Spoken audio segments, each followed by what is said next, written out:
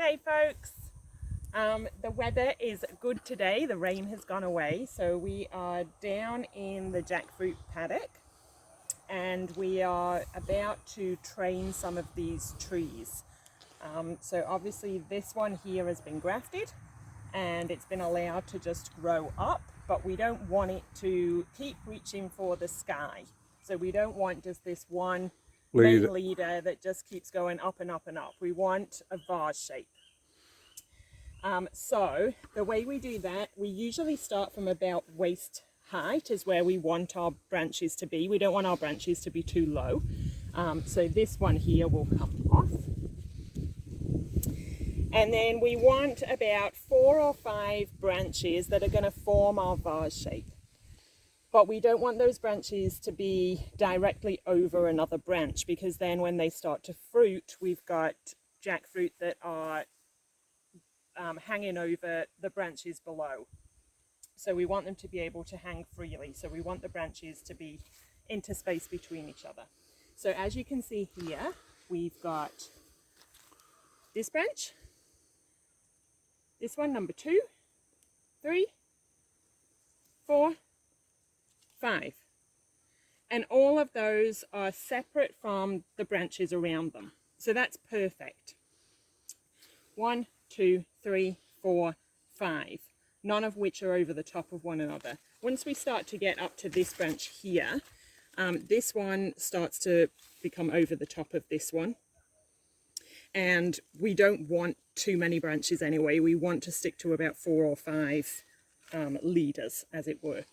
So we are going to cut off beneath this branch here. Yeah. And so you're going to take just above there, aren't you? Yeah. On a bit of an angle as well. Yeah.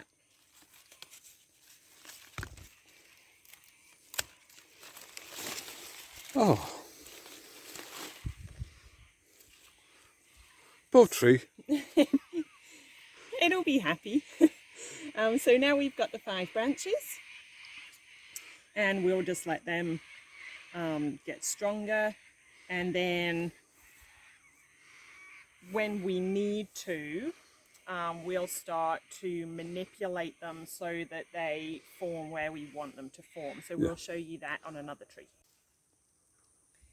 So this tree is one that we did 3 months ago, probably. 3 months ago. Yeah. So we headed this tree a few months ago after selecting which branches we wanted. So this is an example of what that other one will look like in a few months' time. So what we're going to do with this tree is we want these main branches that we've selected to be coming off at about a 45-degree angle. So that's where we start to manipulate the trees. Now at the moment we are utilising the trellising system for that. The trellising will be coming out. It is not going to be our long-term option. But at the moment it is at least coming in handy for training the branches. So as you can see, this is how we're doing it. We've got these lovely soft ties, and the reason we use the soft ties is because we found if we used harder material such as rope or string, it would cut into the tree. It's quite thin bark on young wood, isn't it? And then what was happening was we were introducing, or more chance of introducing, diseases, because you've got that irritation on your bark. So these soft ties work really well, and then we use the harder stuff just to manipulate it out. So these are our lovely branches. Now you can also see that because this tree is still quite young and quite open, there's a lot of sunlight coming through the middle, and that causes all of these shoots to appear in the middle.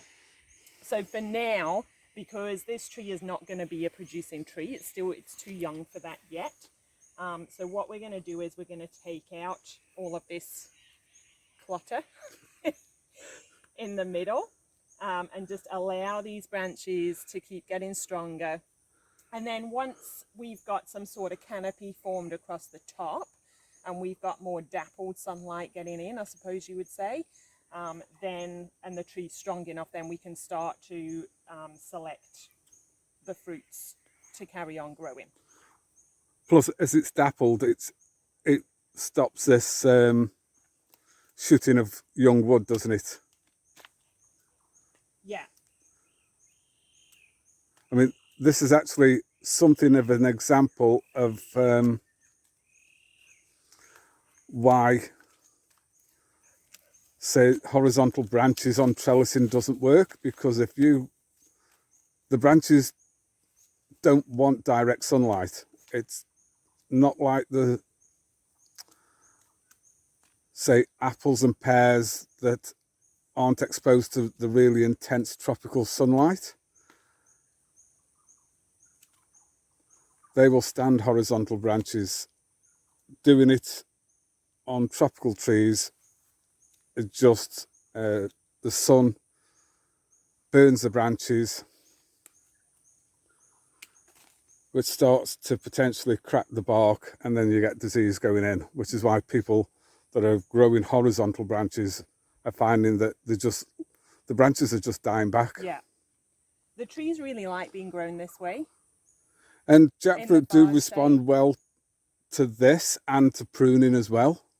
I find if we prune about a month before we know the flowering starts, we get a really, really good male pollination flowering, Yeah. don't we? Yeah. And the fruit set then becomes more consistent. It isn't poorly shaped. Yeah, works well. I mean, this will be producing next year quite easily. Yeah. Sort of next season, it'll be up to the 3 meters height that we want, without any doubt. So that's the job for today, is to go around and continue to just shape. It's a never-ending job. Yeah. You know, you can't, especially when you've got young trees that you need to keep on top of to manipulate how you want them. But it's relatively easy. It's fun. Yeah. To do. It's not strenuous. And there's a constant pruning anyway, because you don't want the height of the tree to get, say, like 4 meters or more, because then there's more risk of cyclone or high wind damage. Yeah. If you keep your trees short, we found in Cyclone Yasi, all the trees that were around 3 meter height remained standing. The ones that had been let to go to 6 meters or more were pushed over, broken. So we can probably go up to one of the more established trees, and then people can just have a look at kind of what it's like once it's fully formed. Yeah, the next the shade stage and everything. after Yeah. this. Yeah. Yeah. Okay, let's wander up there. Okay. Okay, so this is one of our more established jackfruit trees.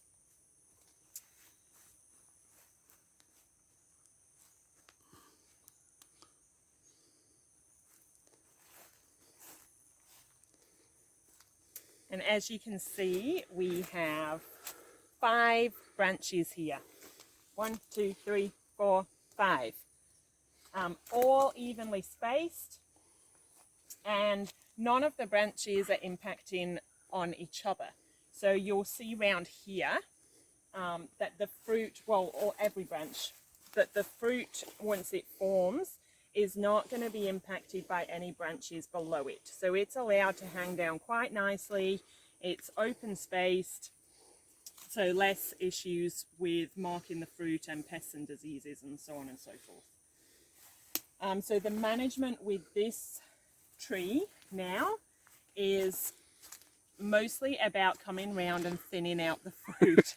Which we've done once already, haven't we? Yeah, I think we've done it more than once. It seems like we just get there and then you come down and it's like, oh my God, where did all this fruit come from? They weren't here last week. So it's crazy. It's fruiting everywhere, or they all are. But we don't want too many, because then that's going to impact the size. So we want to limit how many fruit we've got on at any one time. Because we're growing for the full size fruit. For full size. If we were growing just for green, cooking jackfruit, then we probably could just let it go bonkers. Well, we would be, there's 2 and there's potentially another fruit that will come, but we'd be harvesting not much bigger than this one here. Yeah. So you constantly be taking fruit off, which then allows that one to get bigger. Yeah. Well, that one there, that one would be coming off as a green jackfruit. Yeah. So then the others can be allowed to carry on. Yeah. But because we're growing for ripe, we need these to get a lot bigger. So we want to limit the amount of fruit so that they do get to a decent size. Otherwise, we'd be picking kind of a lot of undersized fruit. Yeah. So yeah, we need to thin out, and we also need to allow enough light to come in. Light is important because light does, well, what we found anyway, light is really important for the fruiting wood and the flowers. So we do need to allow light to come in. Plus, you don't want your tree to be so closed that you're encouraging those pests and diseases. You want some good airflow. Otherwise, the humidity where we live, the humidity is so high. Yeah. That that's a risk of disease setting in. So we just want, you can see the canopy up above compared to the last tree that we were just at. This is sort of what we were talking about. We do want enough shade that we don't constantly get these suckering wood coming up off the stems, but we do need some light interception as well. So it's just that delicate balance of pruning enough that you get the best of both worlds. Also, because tropical fruit, naturally, this fruit here is being shaded out by the foliage. If you take too much foliage off, your fruit will actually burn. We experienced that the first year as the trees weren't fully developed. Yeah. They were getting burnt, if I can explain. Just as the fruits have got bigger, they were getting burnt up here around this collar. Because, again, the sunlight is so intense close to the equator that there's an awful lot of heat in there. But you can see with this tree, there's far less suckering wood coming off the main branches. It's not happening, is it? And we did allow enough light in for it to fruit very prolifically. There's probably near the top where there's sunlight, there might be suckering wood, but that's just part of the ongoing pruning. Yeah. So this one is probably at about 3.5, 4 meters, but that's it. We would not let it get any higher than that. And then we may, once we get to start picking the fruit, some of the branches that are coming out wide will either be taken off or pruned back, because we don't want it too wide that it starts to shade out the grass, because then you lose all your ground cover. Yeah. Alrighty. Yeah. Let's get to it. Bye bye.